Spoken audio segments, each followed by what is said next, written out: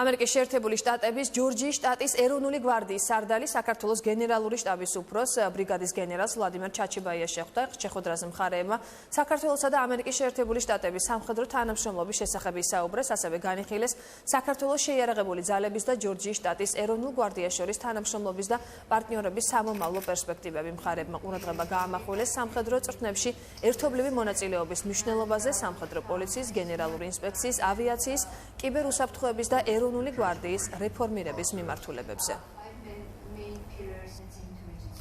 ჩვენ ვისაუბრეთ დღეს საქართველოში შეიარაღებულ ძალებში მიმდინარე რეფორმებზე, დაგეგმილ რეფორმებზე. ჩვენ ასევე დავსახეთ მომავალი თანამშრომლობის გეგმები, ავაგრძელებთ ასევე ეფექტურ მუშაობას გვარდიის კუთხით, კრიზისული სიტუაციების დროს დაგეგმილი არის არაერთი მრავალი სწავლება, რომელშიც ქართველები და ამერიკის ჯორჯიის შტატის გვარდიის წარმომადგენლები ერთობლივად მიიღებენ მონაწილეობას.